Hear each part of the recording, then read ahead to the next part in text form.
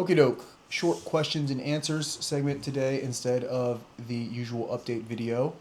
I've gathered a small list of just questions here from across various platforms, and I'm going to try and run through them quickly. How tall are you?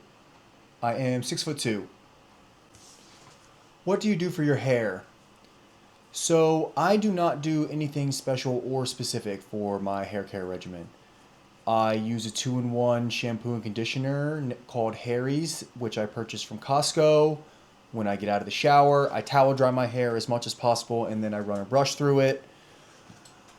After which it just air dries wavy like you see here. I apologize to anybody who was hoping that I had a more extensive or comprehensive hair care routine to share. Where do you work? So I have a very generic loser sort of job. I am employed on a food truck, and I make exactly what you imagine a food truck employee who is entirely replaceable makes for a hourly wage. Do you take rest days? So for the first part of this journey, the first 60 days, I did not take a rest day. And in fact, and especially during the first 40 days, I would go back to the gym a second time to perform additional cardio. But now, yes, I take rest days. On day 60, I took my first full rest day, and last Saturday, I took a half day, and then today, Saturday, I am taking another full rest day. Going forward, on Saturdays, I will either do what I did last Saturday and take a half day, do like 60 or 70 burpees, and then maybe 30 or 40 minutes on the elliptical and call it there, or I'll do like I'm doing today and just not do any activity at all because the workouts this week made my knees feel cooked. Do you track your calories and macros? Yes, I use MyFitnessPal to keep track of the things that I eat on a daily basis. Things that I eat very regularly, like meatloaf or oat squares, or things that are very easy to weigh individually, like bananas or potatoes, or things that are easy enough to search in the MyFitnessPal database, like cheese sticks or those beef sticks that I eat, or rice cakes. That stuff I keep very, very good track of and very close track of. But on occasion, I will prepare something that is more obscure, like those jalapeno poppers from some days ago. And those are a lot more granular and difficult to weigh everything out and hammer down exactly how much of everything is inside. So on days where I eat stuff like that, I am a little bit looser about exactly my calorie and macro distribution. But yes, I generally try my best to get around to doing it as accurately as possible and as frequently as I can. Someone asked for a little bit more information on the cats, so here's a short impromptu section about the boys. I have two British short hairs. The larger gray one that you'll sometimes see sitting next to me while I eat my dinner, that's Michael. My wife and I purchased him maybe 6 or 7 years ago, around the same time that we bought our house. The smaller yellow British Shorthair that sometimes you'll see scurrying in the background of my videos, that's Martin.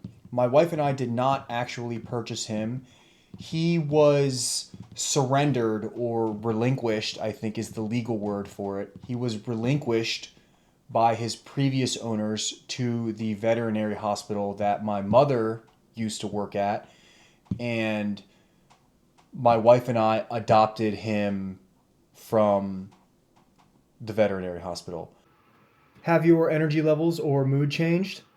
I would say yes, generally speaking, that my energy levels are much higher than they were prior to my having started the journey.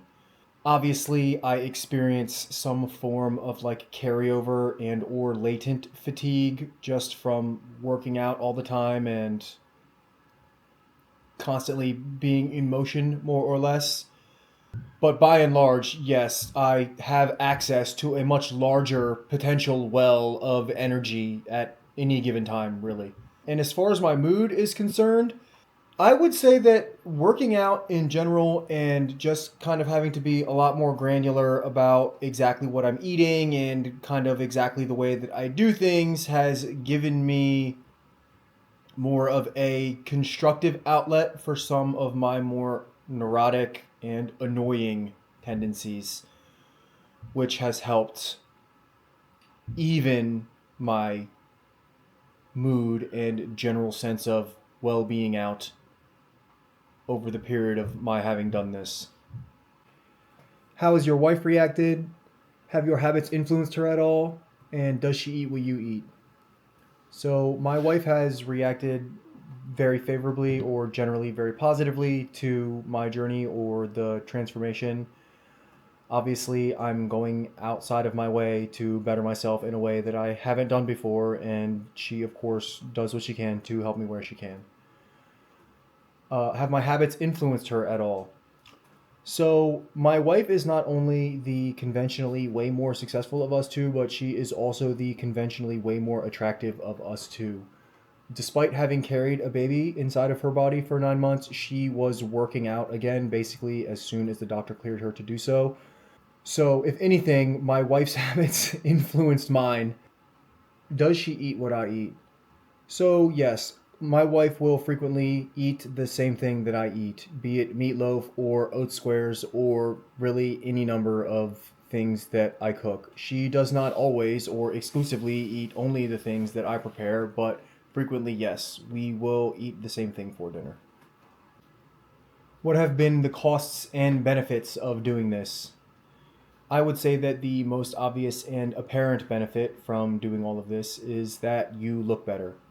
And looking better really is a cascading effect to feeling better. What have been the costs and benefits from doing this? I would say that the most obvious and apparent benefit from doing all of this is looking better, which really also has a run on and cascading effect into feeling better. Not just physically, but also mentally, and about your ability to get things done that maybe you don't immediately feel like doing. The costs are mostly time and effort related. Uh, it's very difficult sometimes to squeeze in getting to the gym for 2 hours or eating and cooking in a way that I know I should be eating and cooking when I don't really feel like doing that or I don't really have all that much time to do that. But beyond that, the only costs are like the physical fatigue that you feel after having finished.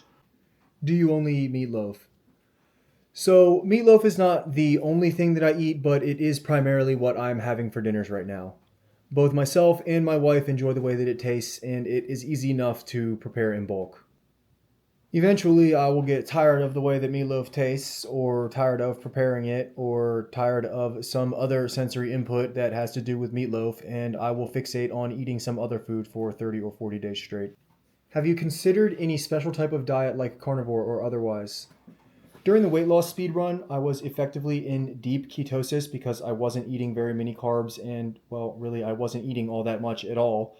But after having added carbohydrates back into my diet since having started Project Oramax, I would say that I would be hesitant to give up carbohydrates again unless I was doing something very, very specific and targeted like I was during the weight loss speed run. I quite enjoy the energy response that I get from carbohydrates, and they help me feel satiated after eating. Do you have cheat days or cheat meals? I do not generally have cheat days or cheat meals in the same way that most people think about them. Part of reforming my habits was to try and stop viewing food as a reward mechanism. That doesn't mean I don't try to make the food taste good, but I generally now just eat what I'm supposed to eat during the time that I am supposed to eat that food, and then I stop thinking about it. Do you drink alcohol or use drugs? No, neither my wife and I drink or use drugs. I used to drink a lot and on top of that have a very pervasive drug habit, but I have since reformed. How long will Project Ormax last? Project Ormax will last until, at the bare minimum, it looks like I go to the gym as much as I do. I want to say that I really appreciate everybody. Everyone who watches, everyone who comments, everyone who left a question. I love you all infinity. Mwah. That about wraps it up for today, fellas. See you tomorrow.